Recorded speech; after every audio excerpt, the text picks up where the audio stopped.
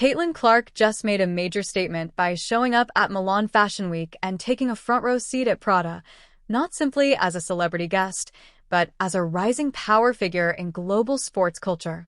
With Forbes ranking her as the fourth most powerful woman in sports and #1 among active athletes, and Sportico naming her the highest-paid player in the WNBA, her presence in Milan signals influence that stretches far beyond basketball.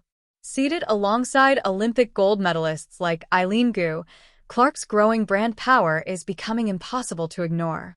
At the same time, comparisons to Angel Reese continue to fuel debate among fans, highlighting the different directions their careers and public images are taking.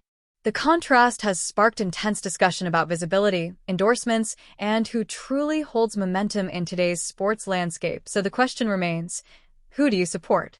Caitlin Clark, the former Iowa star now suiting up for the Indiana Fever, made a powerful statement by sitting front row at the Prada Fall/Winter 2026 show during Milan Fashion Week, and the striking part was how natural it looked. Prada's front row isn't random. Every seat is a calculated decision meant to signal cultural relevance.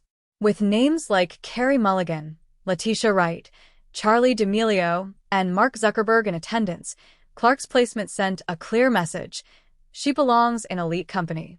With 8-figure endorsement deals from major brands and recognition from outlets like Forbes and Sportico, Clark has become one of the most marketable figures in the WNBA.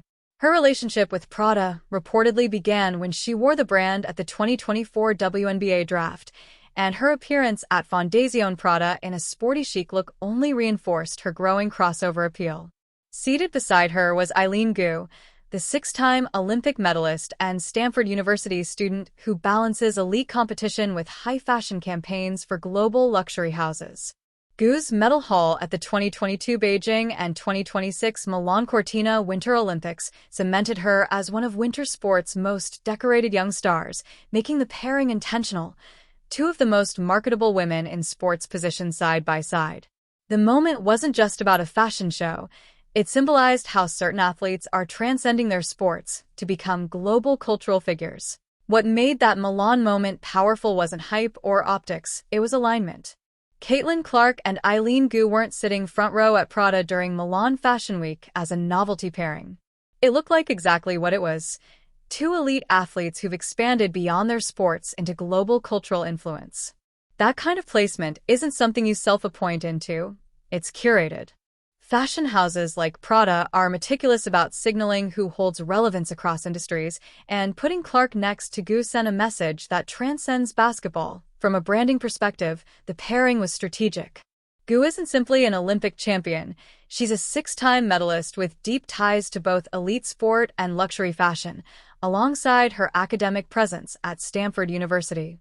Her runway credibility and endorsement portfolio give her weight in rooms where athletic performance alone isn't enough. By placing Clark beside her, Prada effectively positioned Clark in that same tier of cross-market influence, not just as a WNBA star, but as a global figure operating at the intersection of sport, fashion, and media. That dual audience appeal is rare. Sports outlets covered it. Fashion editors covered it. Cultural commentators covered it. When one moment lands simultaneously across those spheres, that's brand equity most companies spend years trying to build. There has been controversy surrounding Gu, particularly criticism over her decision to represent China at the Olympics despite being born and trained in the United States. That debate sparked strong reactions and raised questions about nationality, opportunity, and global sports politics. But in Milan, none of that defined the narrative. What the cameras captured was simple: two athletes at the top of their respective disciplines, seated confidently in one of fashion's most exclusive spaces, looking like they belonged there. At Milan Fashion Week, the visuals said everything. Eileen Gu, 6 Olympic medals, Stanford University student, and ambassador for luxury giants like Louis Vuitton and Prada, seated beside Caitlin Clark, the highest-paid player in the WNBA. That pairing elevated the narrative beyond basketball. It signaled that Clark isn't just a league star, she's entering a tier of global athletic influence very few ever reach, and that Milan moment didn't materialize out of thin air. It's backed by one of the most aggressive endorsement portfolios women's sports has seen. Sportico recently reported Clark as the highest-paid player in the league, with the majority of her earnings coming from endorsements rather than salary. Her reported 8-year, $28 million deal with Nike is the largest endorsement contract ever signed by a WNBA player, and it includes a full signature shoe program. That's not a trial partnership. That's a long-term brand investment. Then there's Wilson Sporting Goods. Clark became the first female athlete since Michael Jordan to receive a signature basketball line from Wilson, a historical comparison that speaks volumes about how the company views her market impact. Add in her record-setting deal with Gatorade, a brand that has partnered with generational athletes for decades, and the pattern becomes clear. When you stack Nike, Wilson, Gatorade, and global fashion houses in the same portfolio, the story shifts. This stops being about one league or one season. It becomes about brand power, cross-industry relevance, and long-term positioning in the global sports economy. At this point, the pattern is hard to ignore. Nike, Wilson Sporting Goods, and Gatorade are all treating Caitlin Clark as a flagship investment, not a supporting piece. Then add State Farm to the list. Founded in 1922, State Farm had never signed a female athlete as an endorser before Clark. Not a WNBA player, a female athlete, period. And they didn't roll it out quietly. They built national campaigns around her, positioning her alongside long-standing brand faces. That's 4 major corporations operating with deep analytics teams, tracking conversion rates, sales spikes, social engagement, and brand lift, and all of them are aligning behind the same athlete. Companies at that level don't move on vibes. They move on data. Forbes ranked Clark 4th among the most powerful women in sports globally, and notably first among active athletes when excluding team owners. Meanwhile, Sportico reported her as the highest-paid player in the WNBA, with the majority of her income coming from endorsements rather than salary. The league itself is reflecting that momentum. The WNBA secured an 11-year, $2.2 billion media rights agreement, roughly 4 times the value of its previous deal, and analysts have linked the surge in ratings and attendance to Clark's arrival. ESPN has reported that league revenues are now high enough to trigger revenue-sharing mechanisms for players, a milestone that didn't previously exist. That's structural growth, not a viral moment. This isn't about a lucky sponsorship run. It's a coordinated, multi-brand strategy centered on an athlete who consistently delivers performance, visibility, and market impact. At the same time, endorsement outcomes can vary widely across the league. When a brand like Reebok partners with a high-profile player such as Reese, expectations are high, especially if there's a signature shoe involved. Product performance in the marketplace ultimately depends on sustained demand, distribution strategy, pricing, and brand positioning. In today's landscape, attention alone isn't enough. Conversion matters. And for any athlete, how a launch translates into long-term sales becomes the real measurement brands watch most closely. When a company like Reebok launches a signature shoe with Reese, the internal metric that matters most is sell-through. Not trending topics. Not quote tweets. Actual units moving off shelves. If early discounting happens without a sellout cycle first, brands read that as a demand signal. And corporations rarely panic publicly. They adjust quietly. Reduced ad spend, fewer activations, softer rollouts. In the endorsement world, silence can be louder than a press release. On the other side, projections around Caitlin Clark and her reported signature program with Nike are built on a different data pattern. Nike does not build full signature ecosystems lightly. The historical company Clark is being compared to includes names like Michael Jordan, Kobe Bryant, LeBron James, and Kevin Durant. That is rare air. Signature lines are long-term bets tied to global scalability, not short-term hype. What makes this even more strategic is the reported expansion beyond basketball. Nike positioning Clark for crossover visibility at LPGA Tour events suggests they're building a multi-sport ambassador model. That is lifestyle branding. That is future-proofing. That is saying this athlete can move product in more than one aisle of the store, and timing matters. Investing heavily before the 2026 WNBA season even begins signals forward planning.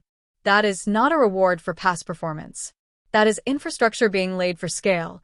The history between Reese and Clark, including the viral moment after the 2023 NCAA championship between LSU and Iowa, still echoes in fan conversations.